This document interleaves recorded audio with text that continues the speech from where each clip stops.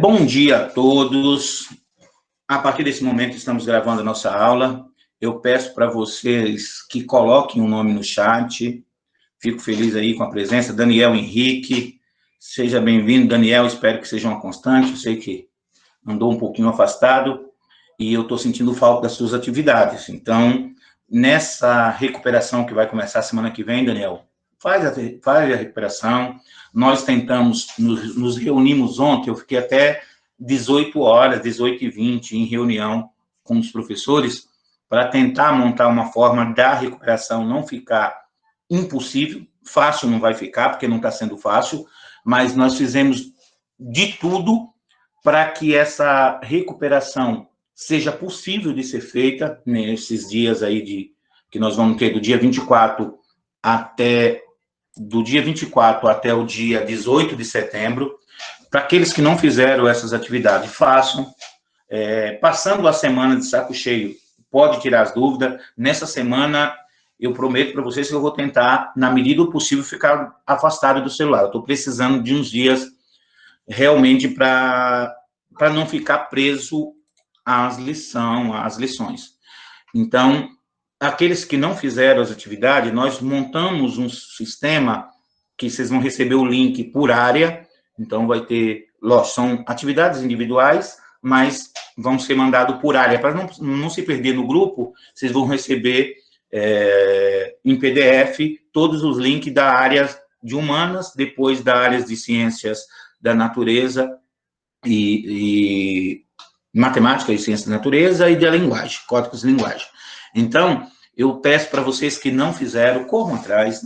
O ano já está difícil, perder todos nós já perdemos. Muita gente, o ano está perdido. O ano 2020 já foi perdido, literalmente, mas não atrasem mais um ano. Ele disse, o secretário falou que vai abrir um quarto ano para aqueles que sentirem que tem uma defasagem, que não conseguiram entrar ou no mercado de trabalho ou na universidade. Ele vai abrir um quarto ano, então não repitam para estudar de novo. Passem de ano. Depois que vocês passarem de ano, professor, eu sinto que não estou preparado. Aí vocês buscam o reforço. Vocês tirem as dúvidas, vão para esse quarto ano que ele vai abrir, que aí não é obrigatório. Então, se não é obrigatório, vocês têm uma facilidade de participar, ou pelo menos digamos, não estão presos. Então, vocês podem tentar a universidade, não conseguir, eu faço o quarto ano. Então, aqueles que não fizeram as atividades, por gentileza, nessa semana, estará dando oportunidade. Não terão a mesma nota de quem fez, lógico, não teria como ser assim, mas tem a chance de recuperar o primeiro e o segundo bimestre. Agradeço já a participação de todos e, a partir de agora, nós vamos começar a nossa aula. Letícia, tinha acabado de falar de você, que tinha sentido falta, e eu não recebi a sua atividade de filosofia. Não sei se você esqueceu, se aconteceu alguma coisa, depois a gente conversa no privado. Mas senti sua falta, você não costuma... Professor, eu esqueci a sua atividade de filosofia, eu fiz a de história, esqueci a de filosofia e eu fui ver. Esqueceu de filosofia? Sim. Não, beleza. Vamos fazer o seguinte, eu vou dar uma atividade após essa aula, lógico que não essa semana, a semana de saco cheio vocês não terão atividade, com exceção de quem está de recuperação. Vocês vão ter, quem está com as questões em dia, vão ter uma semaninha aí para, pelo menos, arejar um pouquinho a cabeça. Aí eu vou dar uma atividade nessa questão, nesse mesmo tema, após o retorno da semana de saco cheio, e aí como eu vou fazer a correção dessa atividade agora, então não vou dizer para vocês fazerem ela novamente, porque quem fez, quem não fez, deixa quieto. Mas essa atividade eu deixo aí para aqueles que não fizeram, vai valer a nota das duas atividades. Eu prometo para vocês e me cobrem. Na hora que mandar, o professor, não esqueça que o senhor falou que essa atividade vai valer pela primeira e a segunda, porque vai abordar o mesmo tema. Como está dentro do mesmo tema, está dentro do mesmo contexto, aí posso considerar essa atividade. Ok? Vou começar a apresentação.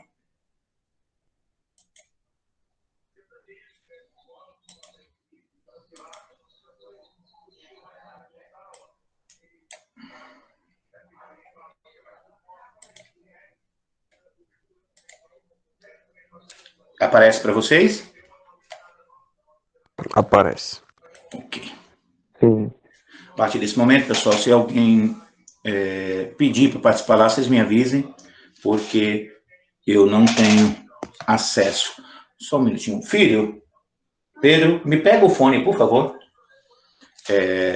Devolutiva da aula 1 e 2, tema filosofia e ciência. Lembrando que nós continuamos no mesmo tema nessa aula, só que com uma outra perspectiva, que é a diferença entre os discursos filosóficos e os discursos científicos. Então, nós, na aula passada, falamos um pouquinho sobre a diferença da filosofia e da ciência, de como elas surgiram junta. Antigamente, no passado, lá na Grécia Antiga, anterior, não havia uma separação entre filosofia e ciência.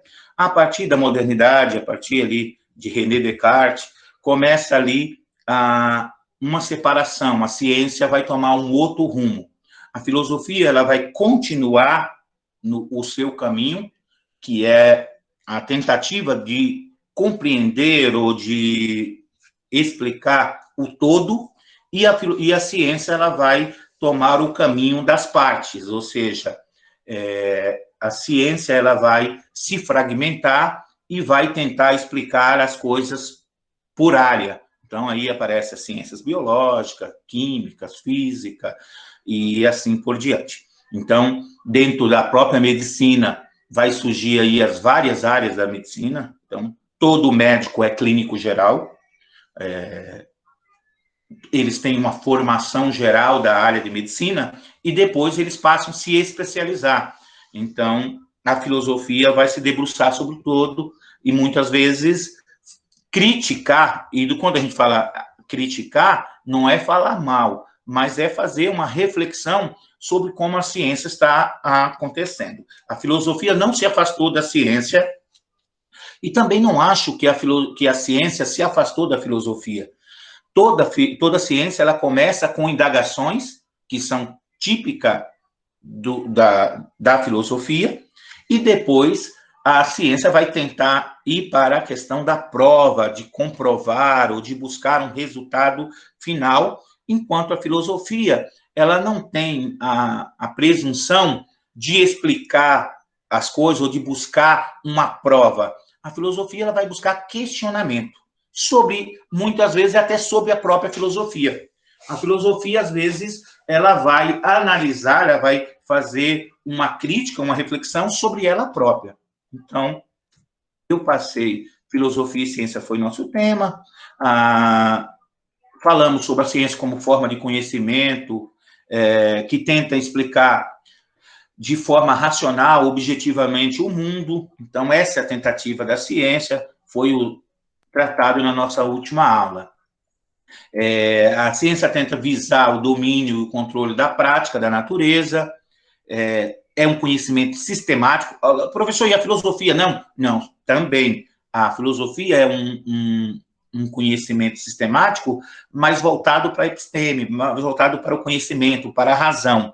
Já a ciência, ela vai na tentativa de comprovar, do teste para comprovar uma tese. Enquanto a filosofia, ele vai defender a sua tese do ponto de vista da razão. Então, a filosofia, dentro de um contexto, a filosofia vai dar significado a um tema, por exemplo. Vamos pegar aí, se você pegar o contexto de alma dentro da filosofia, cada um, ou dentro de cada tempo, ela vai ter um significado, então, que não necessariamente religioso. Já a ciência, ela tenta buscar algo para o universal. Então, ela tenta, lógico, muitas vezes teses são derrubadas, mas a ciência, ela tenta comprovar algo. Quando vocês veem aí o caso aí da vacina que nós estamos tentando encontrar, o que eles tentam fazer teste em várias pessoas, em vários lugares do mundo, para que, depois de comprovado essa tese, essa teoria, eles possam formular uma lei, possam formular um resultado final que possa servir para todos. Lógico que com as contraindicação, mas eles vão dar lá uma tentativa de buscar uma vacina que sirva para o vírus, seja em qualquer lugar do mundo. Então, a ciência, ela tenta essa universalidade, enquanto a filosofia, ela vai buscar ali os questionamentos. Enquanto o pessoal está preocupado em buscar o resultado da ciência, eu quero para dizer assim, poxa, tá vendo, professor? Olha como a ciência é importante. A ciência, ela está preocupada em buscar o resultado de uma vacina que vai curar milhares e milhões de pessoas. E a filosofia? A filosofia, ela vai estar preocupada de como isso está se dando. Quais são os princípios que estão regendo essa busca? Como nós precisamos de um resultado rápido, estamos respeitando os princípios éticos para conseguir? Ó, a Rússia já divulgou uma vacina pronta. Aí a filosofia ela vai questionar, peraí, quais foram os métodos utilizados? Quais foram os testes realizados? Realmente é algo seguro para o ser humano? Isso vai trazer um resultado positivo a longo prazo? A filosofia ela vai buscar essas indagações que muitas vezes o cientista está tão focado em um resultado imediato que deixam de se preocupar com o longo prazo. Se isso vai ser positivo ou negativo, ou se as pessoas que estão sendo testadas, que estão sendo usadas, de certa forma, como cobaia, qual a segurança, qual o grau de segurança dessas pessoas. Olha, e se der errado, qual vai ser os riscos dessas pessoas a médio e longo prazo? Então, essa é a questão que a filosofia se debruça. Para muitos, a filosofia ela não se preocupa com nada de prático. Não, não é isso. A filosofia ela vai buscar os questionamentos para que nós não sejamos ludibriados. Nós precisamos de algo imediato, ok. Mas será que isso que nós precisamos de imediato, a médio e longo prazo, vai nos trazer benefício ou malefício? Então, é isso que a filosofia está envolta. Ela está envolta nos questionamentos e nas questões éticas, bioéticas que está por trás de tudo isso. Eu mandei a questão, umas questões, e na primeira questão estava, quando procuramos resposta científica para um determinado fenômeno que ainda não foi estudado, qual o primeiro passo que devemos tomar? De acordo com o método científico, produzir hipóteses, criar uma teoria, fazer uma dedução, observar ou generalizar? Alguém lembra qual a resposta deu? Eu não respondi nada, mas eu acho que é observar, não é? Observar? Mais alguém? Colocar em produzir hipótese, professor. Opa! Então, observar ou produzir hipóteses. Vamos ver. Observar é essencial para coletar dados sobre esse fenômeno e então conseguirá analisá-lo. Primeiro ponto, criar uma hipótese vem após o observar, o Gabriel. Primeiro você observa, depois você cria uma hipótese que venha a ser comprovada ou não. Vamos pensar lá. Vamos pensar uma questão simples, mas que dê para nós explicarmos. Quando se observa um crime, lá,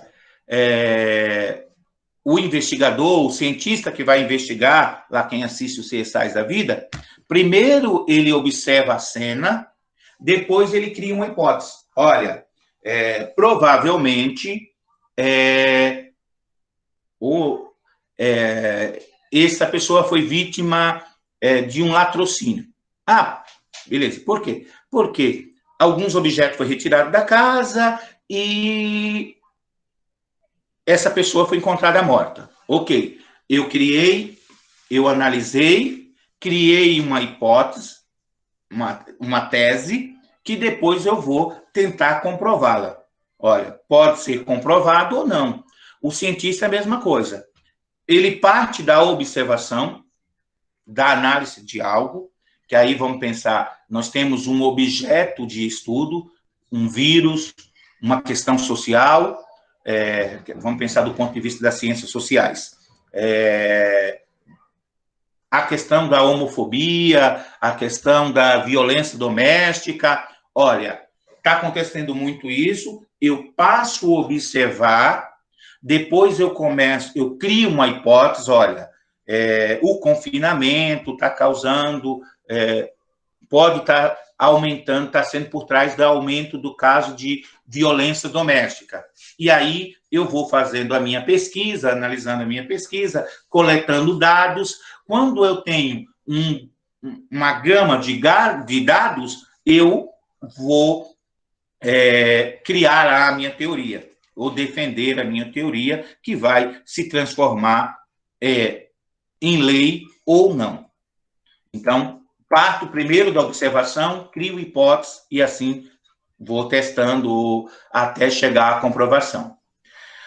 Os produtos e o seu consumo constituem a meta declarada de empreendimento tecnológico. Essa meta foi proposta pela primeira vez no início da modernidade, como expectativa que o homem poderia dominar a natureza. No entanto, essa expectativa convertida em programas anunciados por pensadores como Descartes, Bacon, impulsionado pelo iluminismo, não surgiu de um prazer de poder, de um mero imperialismo humano, mas da aspiração de libertar o homem e de enriquecer a sua vida física e culturalmente.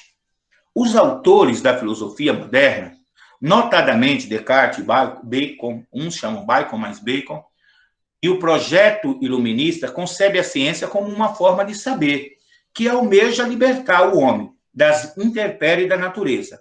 Nesse contexto, a investigação científica consiste em expor a essência da verdade e resolver definitivamente as disputas teóricas ainda existentes, oferecer a última palavra acerca das coisas que existem e ocupar o lugar que outra hora foi da filosofia, ser a expressão da razão, servir de modelo para outras áreas do saber que almejem o progresso, explicar as leis gerais e permitir interpretar a natureza e eliminar o discurso estético e religioso, e explicar a dinâmica presente entre os fenômenos naturais e impor limites aos debates acadêmicos. Quem respondeu ou quem não respondeu, mas tem uma ideia de qual seja? Eu tô sem ideia nenhuma, mas eu chutaria a B. Não sei, acho que eu tô errado. Eu coloquei a C, mas eu fiquei com dúvida. Expressão da razão, dos doutorados saberes, que almeja o progresso. Mais alguma? Então, vamos lá. Acho que é a professor. Expor a essencial da verdade, resolver definitivamente a disputa teórica. Disputa teórica? Vamos lá. Ser a expressão da razão e servir de modelo para outras áreas do saber que almejam o progresso. A ciência ela não vai estar lá em busca de se impor sobre outra ciência ou sobre outro meio de conhecimento.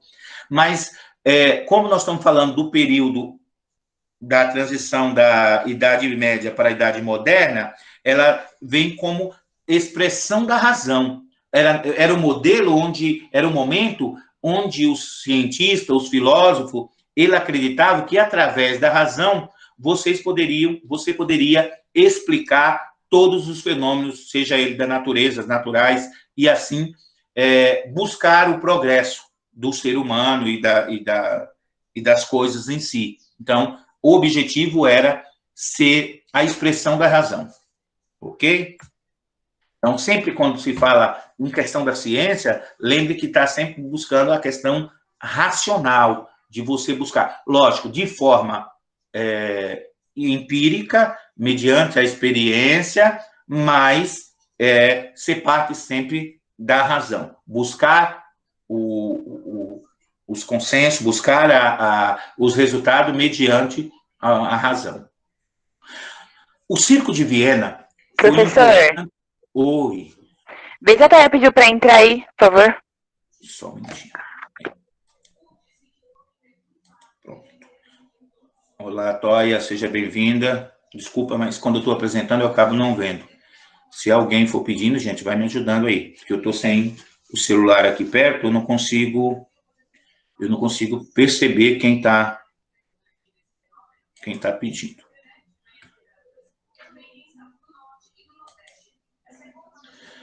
O Circo de Viena foi um importante marco para a filosofia. Exemplarmente propôs que, antes de ser classificado de percepção extrema ou subjetividade, todo e qualquer dado deve ser sistematicamente analisado. B. Em qualquer evento, existe algo de subjetivo, e isso disfarçado pelas extraordinárias extensões no mundo metafísico. C. Para ser aceita como verdadeira, uma teoria científica deveria passar pelo crivo da verificação empírica. No limite do que o sujeito pode perceber e do que é exatamente o objeto, há um abismo de possibilidade. É nisso que consiste a importância da metafísica. Alguém? Eu estou pensando na A ou na C. A ou C? Eu achei essa difícil, hein? Mas eu coloquei a A. Ah, mas as questões as questões do Enem, da filosofia, da área de filosofia e sociologia, elas são bem complexas mesmo. Para ser aceita como verdadeira, uma teoria científica deveria passar pelo crivo da verificação empírica. O crivo em Viena foi ali a discussão dos chamados filósofos empiristas, aqueles que acreditavam que o conhecimento humano só se dá mediante a razão. Então, dentro desse contexto, há alguns filósofos que vão defender a tese de que o ser humano, ele nasce como uma tábula rasa. O ser humano, ele nasce sem conhecimento de nada, que não há nada anterior. E você vai aprendendo de acordo com a experiência. Você sabe que, o ser humano sabe que colocar o dedo na tomada dá choque porque em algum momento alguém pôs o dedo. Então, eles defendem a ideia de que é através da experiência, e aí a experiência não necessariamente, todo ser humano vai ter que colocar o dedinho na tomada para descobrir que dá choque, mas o pai já fica lá desesperado. Quando o meu filho Pedro era pequeno, eu tive que comprar protetor de tomada para colocar em todas as tomadas mais baixas, porque o danadinho ia com um garfo para tentar enfiar dentro da tomada. Lógico que eu, como pai, não vou esperar que ele tome um choque para aprender, né? Não, vou deixar que ele tome choque, só aprende assim. Mas a experiência de alguns, de outros, faz com que nós aprendemos. Então, os filósofos empiristas, eles acreditam que o conhecimento só se dá de forma empírica. A validade de nosso conhecimento é garantido pela correção do raciocínio. São dois modos de raciocínio, indutivo e dedutivo. Dedutivo, eu deduzo o quê? E o indutivo, você é levado a acreditar que. Vamos lá. Sobre isso, assinale a alternativa correta. O raciocínio indutivo é amplamente utilizado pela ciência experimentais.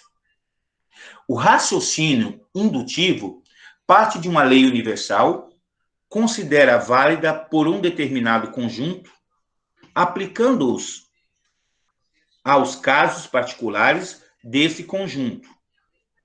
O raciocínio dedutivo parte de uma lei particular, considerada válida por um determinado conjunto, aplicando-se aos casos universais desse conjunto.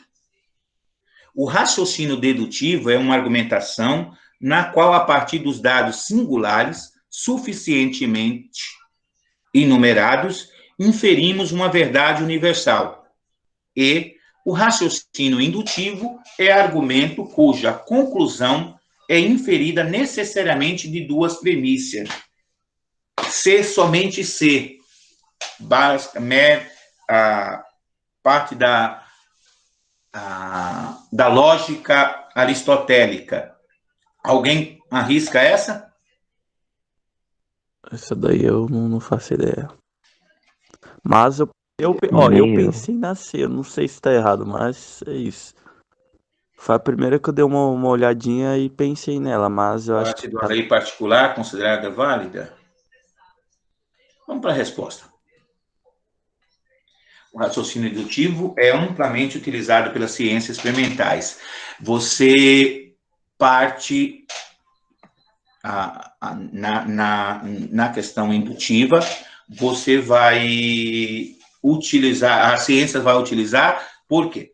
Eu não preciso testar um determinado produto ou uma determinada pesquisa, não precisa ser feita para todas as pessoas para que eu chegue a um resultado.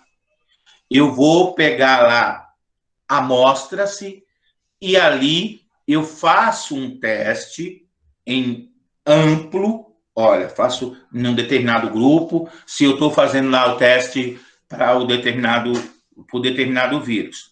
Eu vou testar em pessoas de diversas idades, vou partir de diversos lugares diferentes, vou analisar vários estágios desse vírus naquela pessoa, e aí, quando eu chego a um resultado, olha, testei na primeira pessoa, o resultado foi esse. Na segunda, na terceira, na quarta, na quinta, na milésima pessoa, e o resultado mantém um padrão. Aí eu aplico isso para o geral.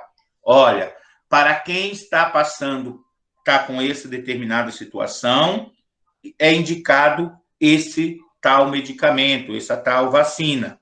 Olha, mas de cada 1.000 que tomaram, as mulheres grávidas que estavam no meio desse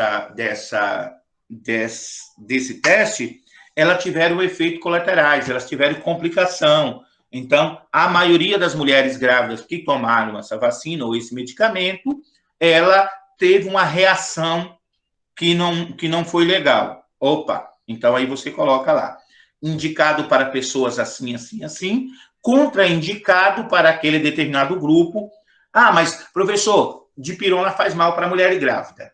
Toda mulher grávida que tomar dipirona vai ter complicação?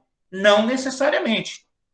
Mas há um grande risco que isso complique, então por isso que você não recomenda, porque dentro do teste, o maior número de mulheres grávidas que tomaram tiveram efeitos colaterais, teve algum efeito negativo. Então, por isso você indica, pessoas gripadas não podem tomar, pessoas que têm suspeita de dengue não podem tomar o AS lá, o AS infantil, por quê? Porque há o risco de hemorragia. Então, parte disso. O raciocínio indutivo, você testa no maior número de pessoas possíveis e daí você tenta universalizar. Ciência desconfia da veracidade de nossa certeza, de nossa adesão imediata às coisas, da ausência de crítica e da falta de curiosidade. Por isso, onde vemos coisas, fatos, acontecimentos, atitude científica, vê problemas e obstáculo, aparência que precisam ser explicada. Marilene Chauí, Convite à Filosofia. Com base na afirmação precedente, pode-se afirmar que a ciência, ao contrário do senso comum, é um conhecimento objetivo, quantitativo e generalizador, que se opõe ao caráter dogmático e subjetivo do senso comum. B. A ciência domina o imaginário contemporâneo. Isso significa que cada vez mais confiamos no testemunho de nossos sentidos, que promove uma adesão acrítica à realidade dada. A ciência, lembrando que a crítica é não crítica, tá? Quando você fala crítica, olha, uma visão crítica, eu estou dizendo que você tem uma visão fundamentada, que você critica, que você desconfia. Quando eu falo, essa é uma visão acrítica, ou seja, não emite uma crítica, você não busca uma verificação, aceita de aquilo que lhe foi dado. Então, acrítico é a negação de crítica.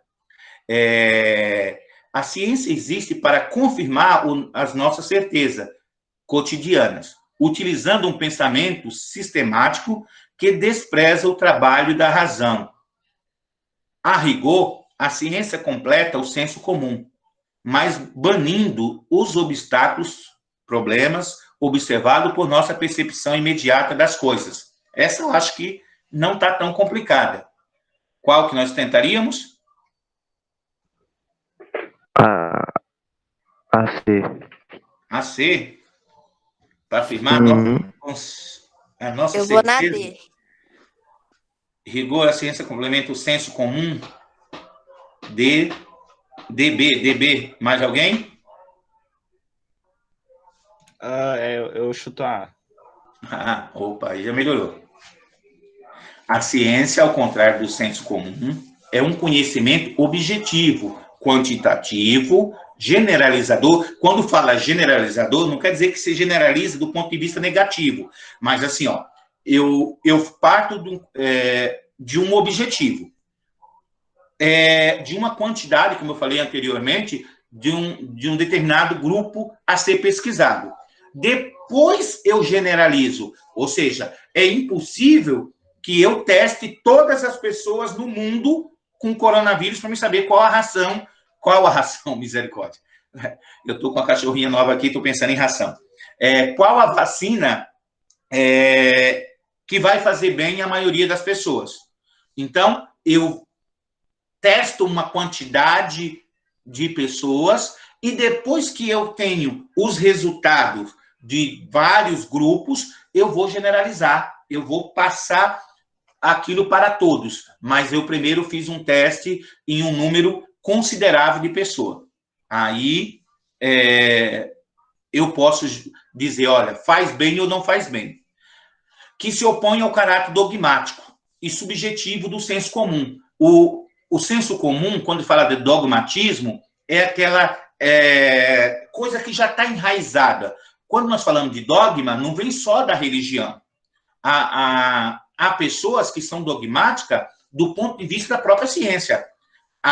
Basta ver que algumas pessoas defendem o uso de um determinado medicamento, que eu não vou entrar na polêmica, mas algumas pessoas defendem o uso de um determinado medicamento para a cura aí da doença vigente, do vírus vigente, mesmo que a maioria dos cientistas está dizendo não há resultado, não há um resultado prático, não há uma comprovação científica de que isso dê certo. Então, você vê que algumas pessoas, partindo do senso comum, mesmo se valendo da ciência, ela é dogmática. Não, esse tá bom. Não, pode... Ô, fulano, pode tomar, se está com dor de cabeça, toma Neosaldina, porque eu tomo e é tiro e queda. Bom, mas você não sabe que se aquela pessoa é alérgica à dipirona, que contém lá, ou a cafeína, ou sei lá qual produto. Então, assim, a ciência ela vai ser objetiva, olha, faz bem para um determinado grupo. É muito comum, quando vocês vão no posto de saúde, que eles passam medicamento que você não tomou. Eu, particularmente, quando eu vou no posto lá, que o pessoal, eu prefiro tomar injeção. Eu detesto tomar comprimido. Se o cara me oferecer um Bezetacil ou um medicamento que eu vou tomar em casa, mesmo com a dor, eu vou preferir a Bezetacil. Porque eu esqueço, eu sou uma porqueira com medicamento. Eu começo a tomar certinho, na metade eu esqueço o horário, aí já era. Mas, assim, você vai no posto de saúde. Aí ela, tem alergia a algum medicamento? Não sei. Ou, no caso, já tomou tal medicamento? Não. Aí eles vão te aplicar, não é que eles não vão dar, mas eles vão aplicar aquele medicamento, e vai dizer, ó, fica em observação aqui meia hora. Porque se caso der alguma reação alérgica, eles imediatamente ali entram com antialérgico para cortar aquela reação. Aí, depois desse dia que você tomei bezetacil, não me fez mal. E aí você vai no posto, tem alergia a algum medicamento? Não, que eu saiba. Já tomou bezetacil? Já. Ah, então eu sei que eu posso dar, porque se você tomou e não teve reação alérgica, ok. Professor, Oi. foi numa dessas aí que eu quase morri. Uma vez eu fui no hospital, quando eu era pequeno, aí a mulher, ao invés de testar, tipo, no meu braço, se eu era alérgico a bezetacil, meteu na minha veia. Aí eu fiquei internado, porque eu sou alérgico. Você entendeu? É um problema sério. Então, assim, normalmente você, alguns medicamentos eles vão te dar, mesmo sem você saber. Mas já deixa você ali em observação no local, para qualquer reação alérgica já entrar com antialérgico. Se você volta para casa de imediato, você poderia morrer. Você entendeu? Por quê? Porque até você voltar para o hospital, depois que começar a reação, que nem sempre a reação é imediata. Às vezes leva um tempo para o seu organismo absorver o medicamento e aí você sofrer alergia. Então, por isso que você tem sempre que tomar cuidado. A ciência, ela é objetiva e não vai dizer, não, pode tomar e tenha fé. Não, acredita-se desconfiando. Quando fazemos afirmações prévias, aos quais podem ser verdadeiras ou não, para explicar um determinado fenômeno, estamos elaborando uma teoria, hipótese, observação, uma lei ou modelo. Essa daqui, pelo amor de Deus, todo mundo responda. É uma hipótese. Mais alguém? Hipótese. Pelo amor de Deus. Essa daí, olha, por que hipótese? Olha, eu acredito que pode ser confirmado ou não. Não quer dizer aí, mas a sua hipótese está errada. Beleza? Então, comprove, ou vamos comprovar se ela está errada ou não. Eu analisei algo, eu observei algo, e aí eu crio uma hipótese. Eu crio uma possível teoria. E aí, à medida que essa hipótese vai sendo comprovada, ela vai gerar uma teoria que vai ser defendida. Então, eu posso chegar, olha, as coisas acontecem dessa forma. Ok. Por muito tempo nós acreditamos, apesar de alguns voltarem a acreditar, que a Terra era redonda, que a Terra era plana, que era em forma de um disco, tal. Beleza. Aquela era a teoria. Aí por isso que vem lá, teoria heliocentrística, lá, eu não consigo falar o nome. Porque ele desenvolveu lá o estudo e criou a teoria. Não, a Terra gira lá, a Terra não é o Sol que gira, é a Terra que gira em torno do Sol. Essa teoria. Teoria de Darwin. A teoria da evolução. Foi o quê? Um conjunto de pesquisa fundamentada, testada, blá, blá, blá, blá. Aí ele vai desenvolver uma teoria. Alguns já dizem que não é mais teoria e que sim é uma lei. Ou seja, já foi comprovada, já não há mais sombra de dúvida. Mas, quando essa teoria é comprovada, ela passa a ser a lei, a lei de Newton, tal. Olha, já foi testada, comprovada, agora essa virou uma lei. Última questão, explique a relação entre filosofia e ciência. Disserte, ou seja, fale sobre, escreva um texto, escreva um parágrafo, tal. Eu não lembro se eu delimitei a quantidade de linhas, mas era para vocês falar a relação entre filosofia e ciência. E aí, eu deixei aqui como possível resposta. Quem recebeu o e-mail que eu mandei há pouco, aparece aqui. A filosofia e ciência têm relação entre si, a relação de proximidade, o objetivo no modelo de desenvolvimento das ideias, também inspiração mútua. Se aproximam nos objetivos, na medida que ambas pretendem explicar o funcionamento do mundo de modo que os cientistas se dedicam a estudar fenômenos particulares, específicos, e o filósofo tem a tendências gerais. Então, enquanto o cientista ele vai se debruçar em uma parte, pega um todo e eu vou tentar comprovar em partes, a filosofia tenta analisar o geral. O modelo de desenvolvimento parte do mesmo princípio, a razão, sendo formas racionais de explicar os fenômenos humanos e naturais, tendo a filosofia inspirado o desenvolvimento da ciência e vice-versa. Essa foi a nossa aula passada. Vou tentar ser o mais breve possível nessa agora, porque estamos no mesmo tema. Falamos de filosofia e ciência do ponto de vista da sua aproximação e da sua separação. A filosofia e a ciência, ela conviveram juntas durante a Idade Antiga. Na Idade Média, houve aí certos problemas, porque a igreja era quem dominava todo tipo de conhecimento, seja ele filosófico ou científico. Então, a igreja limitou a ciência de forma considerável, porque uma vez que você não permitia certos tipos de estudo, ou você não aceitava nada que contradizesse a fé, a religião, então, durante a Idade Média, a filosofia e a ciência estiveram sob a tutela da igreja. Na modernidade, com o surgimento da modernidade, aí vem a defesa da razão. Olha, a razão vai tentar explicar tudo.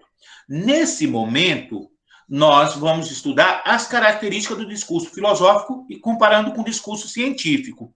Eu vou tentar ser breve.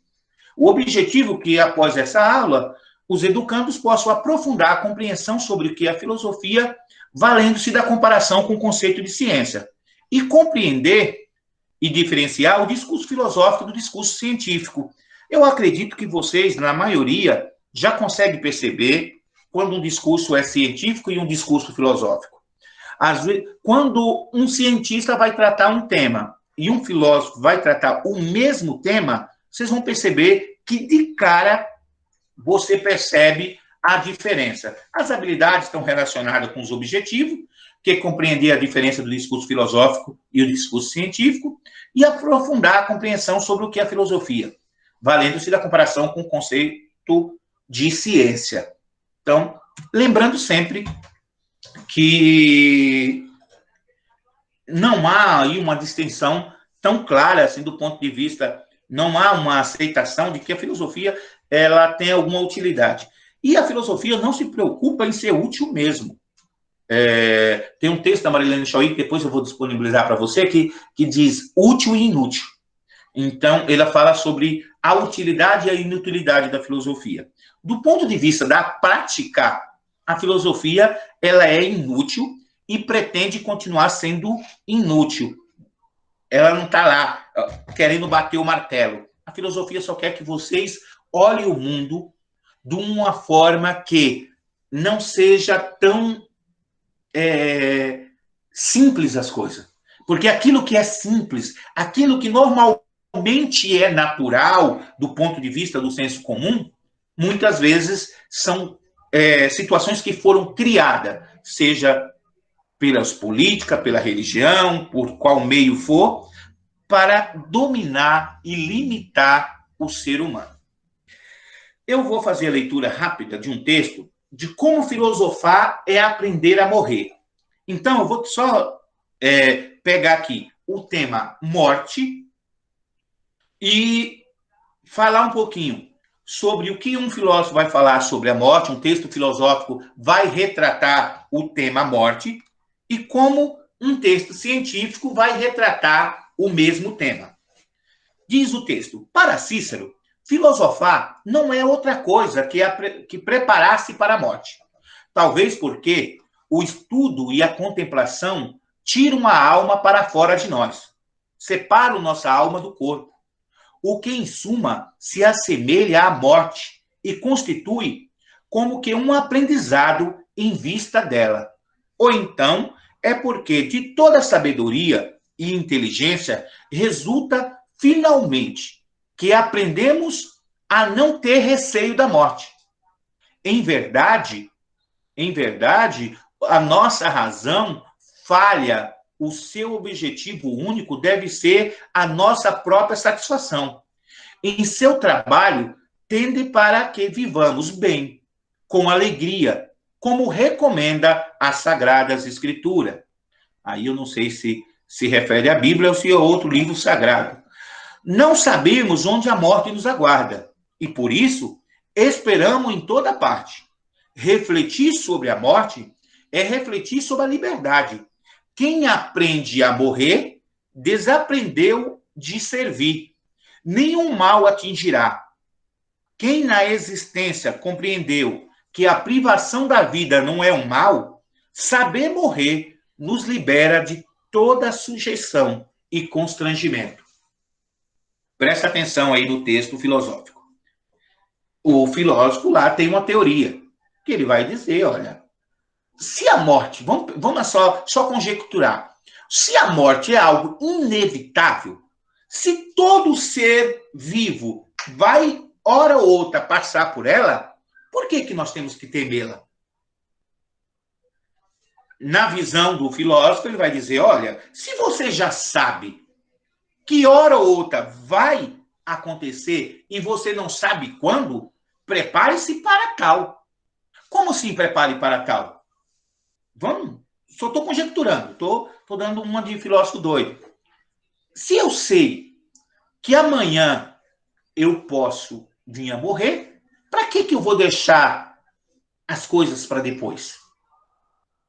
Dá para fazer tudo ao mesmo tempo? Também não. Mas ele vai dizer, olha, você prepare para a sua satisfação.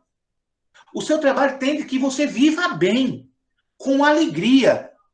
Olha, se a Sagrada Escritura está dizendo que você tem que viver bem e com alegria, para que você vai viver tão preocupado com o amanhã que não vive o hoje? Essa é a defesa de um filósofo falando da morte. Preste atenção que ele não dá nenhum dado científico para isso. É a percepção que ele tem sobre o assunto. Eu posso concordar ou não. Eu posso fazer um novo texto contestando as ideias de Cícero, mas não vai invalidar a sua concepção. Aí você vai ter pessoas que vai ler o texto de Cícero e vai dizer, show. Vai ter pessoas que vai ler o meu texto e vai dizer, show. Opa, não, ali está certo. Não, você tem que se preocupar com a morte, sim. Essa é um discurso filosófico sobre o tema morte. Eu tenho uma concepção, aí o Gabriel vai ter a dele, o Gabriel vai dizer, não, professor, olha, eu penso que é assim, eu penso que é assado, Letícia vai falar de outra forma, e assim, cada um, Toia e todos presentes aí, vão ter uma ideia do que é a morte. E aí, eu posso pedir para vocês, e vocês vão colocar no papel a sua concepção de. Mas se eu disser para vocês, pessoal, faça uma pesquisa, dados da mortalidade juvenil no Brasil.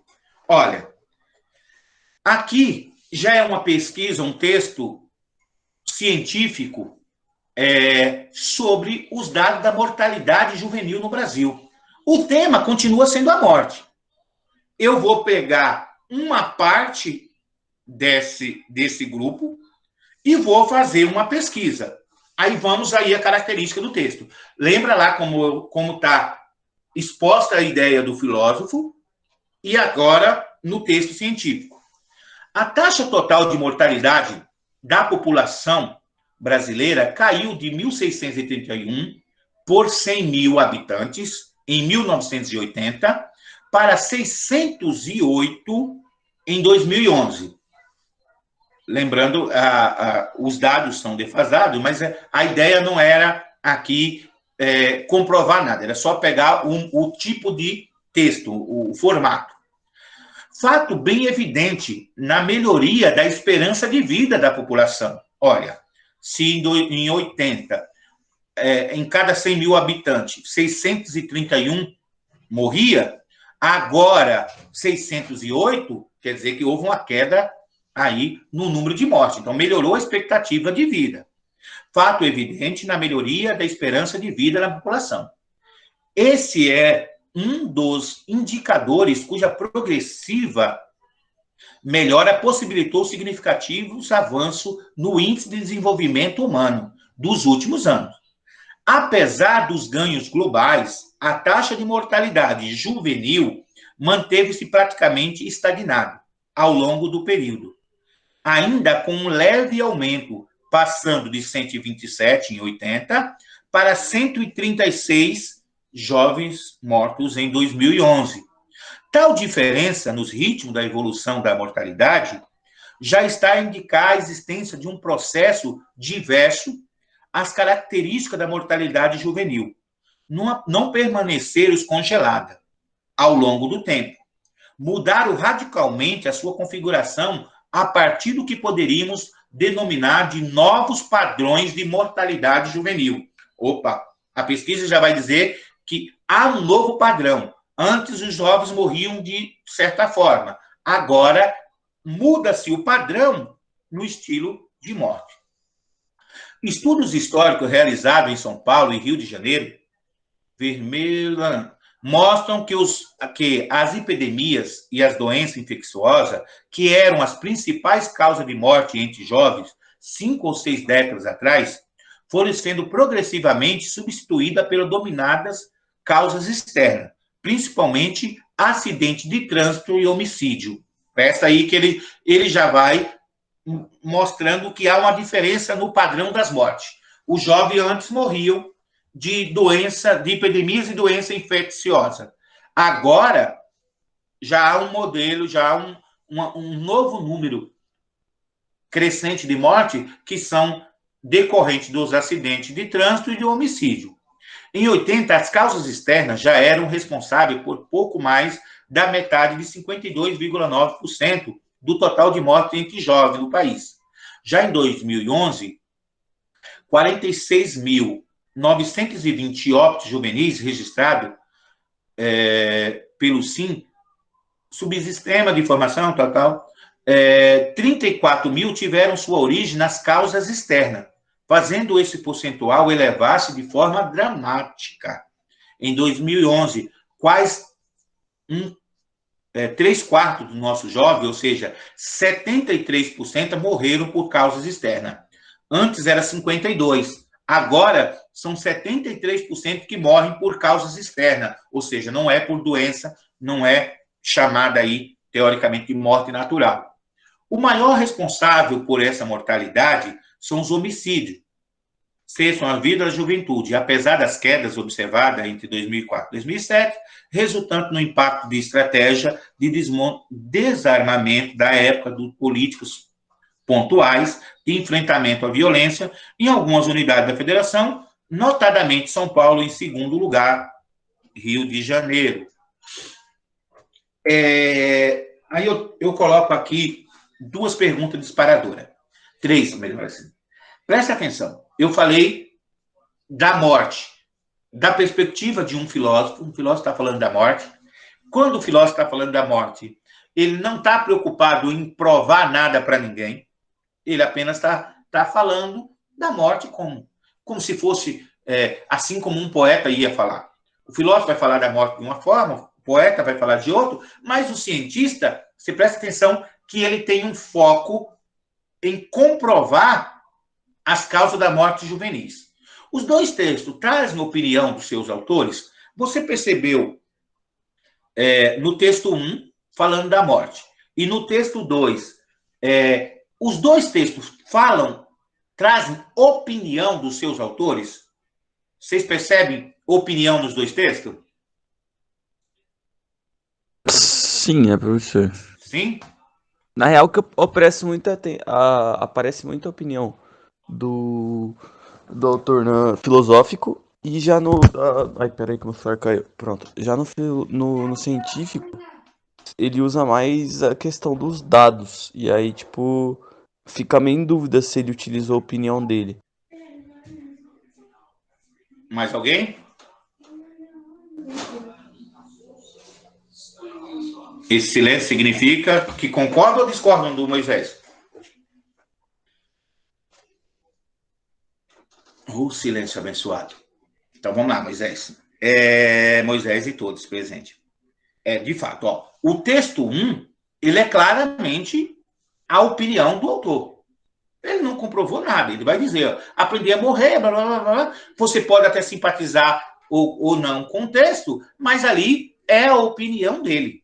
Ele não deu nenhum dado que comprove que existe uma comprovação que o que ele diz é verdade. É a percepção, a abstração dele sobre o tema morte. Já no texto 2, vocês preparem que o cientista, seja um cientista político, seja lá um sociólogo que esteja falando sobre esse tema, ele vai se fundamentar nos dados sobre a mortalidade. Nenhuma pesquisa ela é neutra. Apesar de a gente dizer que um cientista, que um filósofo é aquela pessoa que olha a situação de fora, que teria, de certa forma, uma neutralidade para discutir um determinado tema, eu costumo brincar que neutro, nem aquele detergente que vende aí como neutro, ele é realmente neutro. Então, você pode até desconfiar da pesquisa, mas ali ele te apresenta dados. Ele vai lá, tem o site, tem os lugares aonde foi pesquisado, onde vai informar, olha, em 80, as causas das mortes eram essa, em 2011, as principais causas das mortes são outra. Se eu quero comprovar, eu vou ter que fazer outra pesquisa, e aí pode dar uma diferença nos números, mas se foi uma pesquisa realmente séria, ela vai ter lá, tem a margem de erro para mais ou para menos, nada é 100%, nesse caso de uma pesquisa, mas você percebe que ele dá dados para comprovar. Como se apresentam as informações em cada um dos textos? E aí é onde eu quero que vocês prestem atenção. Enquanto a filosofia ela vai se usar de diversos meios para defender a sua tese, de diversos textos, seja através de cartas, seja através de um conto, seja através de um texto, ele usa diversos gêneros textuais. Já o texto científico, ele já é mais limitado. Ele vai ser dados de uma pesquisa, relatório de uma pesquisa, ou um texto científico numa revista determinada.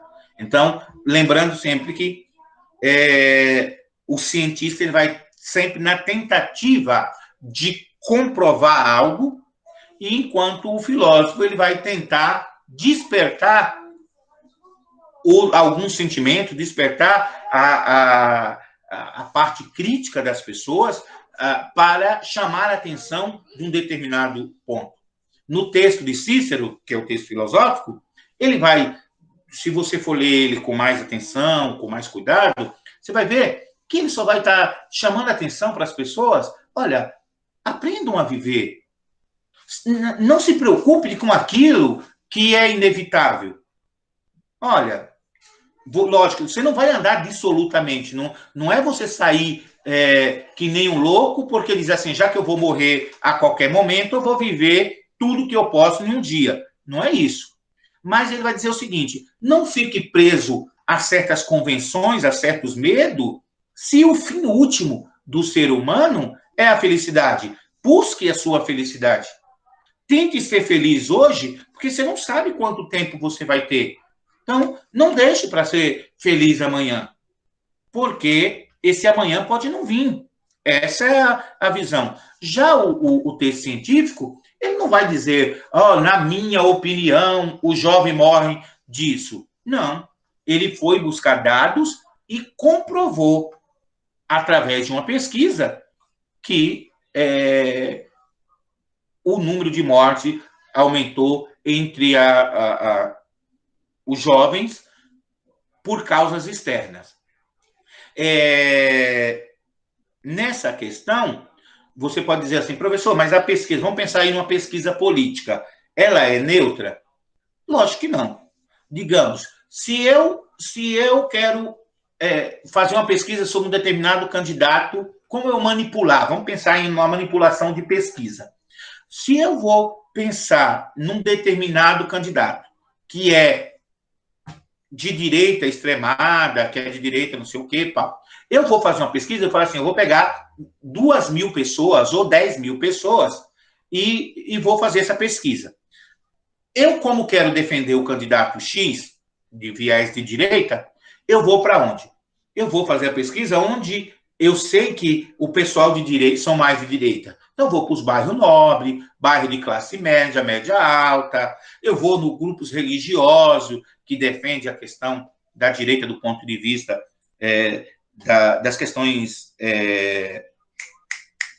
digamos, como é que chama? Defesa da família, me fugiu o nome agora, mas que são mais tradicionais e tal. Aí eu pego isso aí. Eu pego 10.000 pessoas, 9.000 que eu pesquisei, 8.000 é daquele grupo que eu sei que tem uma tendência ao candidato que eu quero mostrar em alta na pesquisa. Ok, jogo a pesquisa lá. Candidato X tem 80% de votos entre os eleitores. Agora, o outro cara lá, já voltado para a esquerda, pega e vai lá nas grandes periferias, nos movimentos sociais. Opa, poxa, eu estou falando de movimentos sociais, sem terra, sem moradores, sem tetos em gerais. Opa, lógico que os caras vão ter tendência mais à esquerda. É nesse ponto que eu falo que, às vezes, um pesquisador pode induzir um grupo. A TV, os jornais, você tem que sempre prestar atenção quando você está querendo se informar sobre uma determinada situação, em buscar informações de diversos meios. Se você for usar um único meio de informação, você tem uma tendência aí a ser induzido ao erro. Então, nesse ponto que eu falo que a ciência, falando daqui da ciência social, ela às vezes não é neutra. Também, do ponto de vista da ciência em geral, às vezes tem os interesses dos grandes laboratórios farmacêuticos. Então, você tem que saber o que é que está por trás de uma pesquisa. Então, às vezes, está a defesa de um determinado medicamento, de uma determinada coisa, você fala assim, poxa, professor, mas tem pesquisa comprovando isso. Aí você tem que analisar o seguinte, quem está por trás? É alguma associação, é alguma associação de médicos, é alguém que tem um interesse realmente no todo, ou são os grandes laboratórios que estão querendo vender determinados tipos de medicamento? Então, a gente tem que tomar cuidado. É nisso que a filosofia vai se preocupar. A ciência, teoricamente, ela tem que ser neutra, mas o cientista que está por trás, às vezes, tem interesse. Então, a gente tem que estar sempre preocupado com isso, em manipulação de dados e assim por diante. É nisso que a filosofia se preocupa. A pesquisa está aqui, legal, ok, mas os interesses que estão por trás são os mesmos? É aí que a gente nos preocupa. Pessoal, vou caminhar para o final. Nesse slide aqui, eu só falo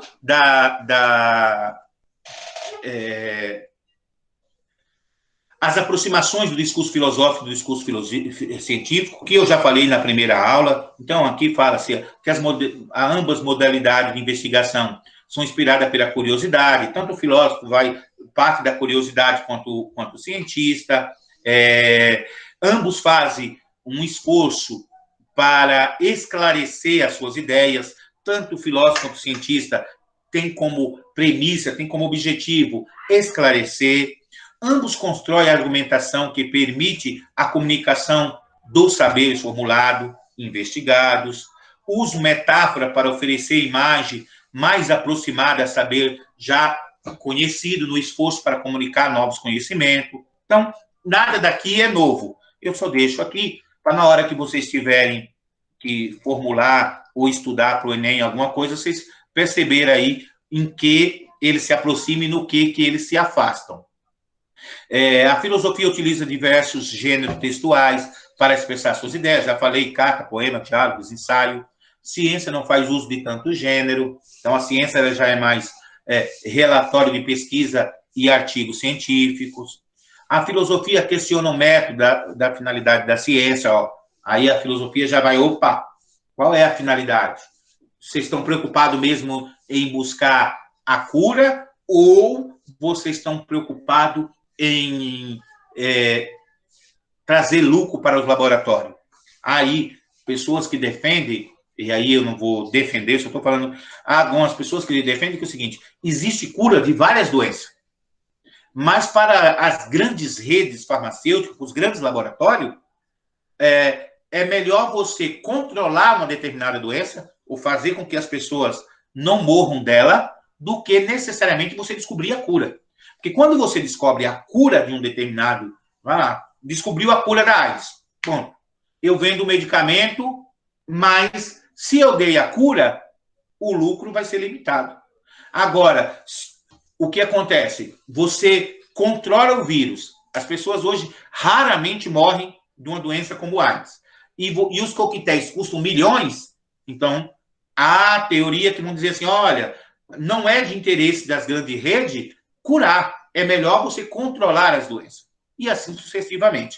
Então, assim, é por trás disso que a filosofia fica. O que é que tem de verdade por trás disso? O que é que, até onde isso é fato? É aí onde está. A ciência utiliza o instrumento para construir dados, enquanto a filosofia não está associada ao uso de instrumento. A ciência não quer comprovar, ela só quer fazer com que nós não nos deixemos ser enganados.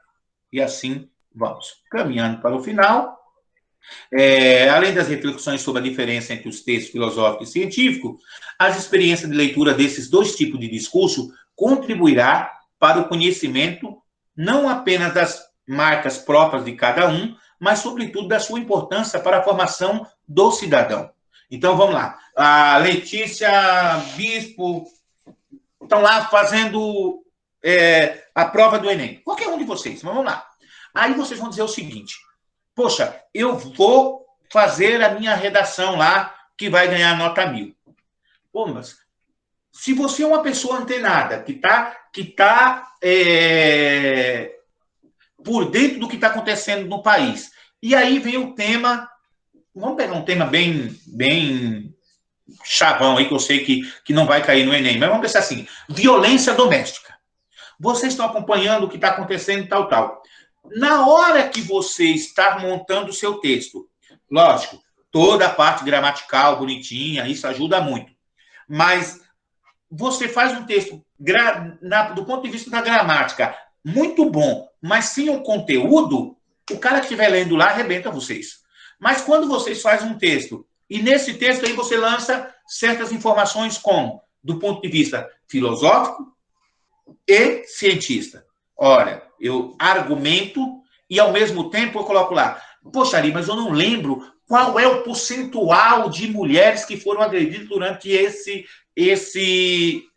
essa pandemia. Mas aí você coloca no texto lá. Eu sempre falo o seguinte, gente, quando vocês não tiverem a informação precisa, ou seja, ali, eu tenho certeza que é isso, vocês usam um truque para mostrar que você está por dentro e, ao mesmo tempo, não fazer com que a sua nota seja diminuída. Aí você pode colocar lá, pesquisas comprovam que houve um considerável aumento. Poxa, eu não sei se foi de 10%, de 20% ou de 30%. Então, eu coloco só, que foi um considerável aumento no número de mulheres agredidas durante essa pandemia, devido ao fato das pessoas ficarem confinadas dentro da mesma casa, sem uma estrutura, blá, blá, blá, blá, blá, blá.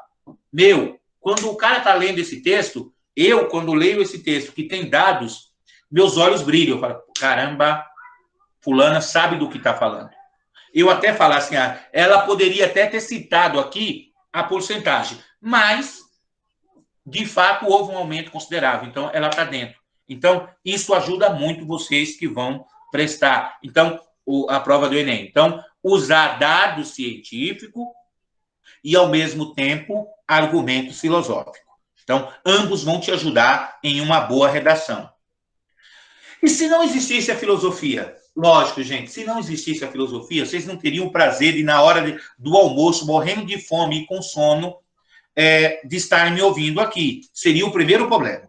Mas, se não existisse a filosofia, não existiria o questionamento, debates, nem novas produções.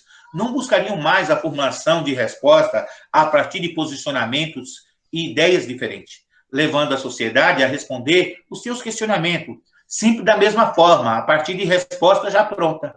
Sem filosofia, é porque sempre foi assim, é porque minha mãe, minha avó, minha bisavó já faziam dessa forma. Essa era a resposta que o mundo teria. Mas já com a filosofia, nós temos respostas diversas para diversos assuntos. A filosofia possui uma importância baseada exatamente na busca de novas respostas, em um novo modo de pensar a realidade no mundo em que vivemos. Então, a filosofia, gente, ela não está preocupada em buscar respostinhas prontas, mas que você pense a realidade de forma diferente. Ambos são importantes. Mas eu sou da área de humanas, eu sou da filosofia e da história, eu vou desprezar a ciência? Não, eu preciso dela para sobreviver. Nós precisamos do cientista trabalhando para que nós tenhamos medicamento, que nós temos a cura de doenças e etc, e etc. Então, aqui, não é quem é o conhecimento superior, mas sim a certeza de que todo tipo de conhecimento são relevantes para a construção de um ser humano melhor. E desde já agradeço a paciência de todos vocês. Olha, hoje eu não fui tão demorado, fui? Fala a verdade, hoje eu consegui ser um pouquinho sucinto. 1h20, vamos. Gente, muito obrigado, meus amores, meus queridos. Desejo a vocês aí uma boa semana, até sexta-feira na nossa aula de história. E agradeço a paciência e deixo aberto aí se alguém tiver alguma dúvida ou algum questionamento. Se não tiver, nome no chat e bye. Um abraço a todos. É só isso, professor. Valeu, falou aí pra você. Vão com Deus, almocem bastante e até sexta-feira. Até, falou. Tchau. Deixa eu parar a gravação. Meu Deus, não consigo sair. Tá, consegui. Falou, professor. Falou.